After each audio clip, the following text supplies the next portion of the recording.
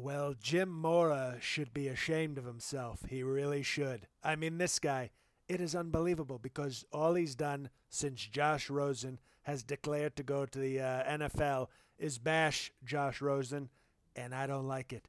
Josh Rosen, for those of you who don't know, played quarterback at UCLA. You know who's the coach there for many of the years he was at UCLA? Jim Mora. You know who won nothing with Josh Rosen? Jim Mora. You want to know why? Because he's not a very good coach. So what does Mora do? No, serious, what does he do?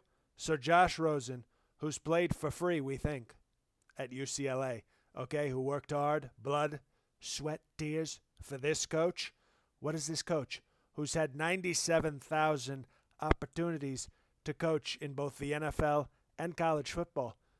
What does he do to the poor kid? Because of his dad. What does he do to the poor kid? He takes him out right before the draft. And here's what he said today, Dan, and I got it from Peter King's Monday morning quarterback. He needs to be challenged intellectually so he doesn't get bored. He's a millennial.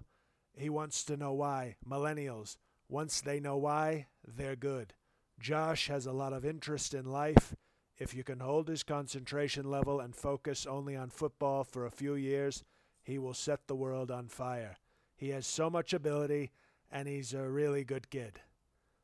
But he's also telling you the downside of Josh Rosen, and in my opinion, Dan, these coaches, all they should be doing is propping these players up. That's the time where Jim Mora wants to be honest. That's the time when he's talking about a kid who's approaching the biggest day in his professional life. That's absurd. That's a bad job out of Mora. Terrible job. I mean, Jim Mora, seriously, it's a Jim Mora demonstrating the behavior of a moron. That is what he's doing.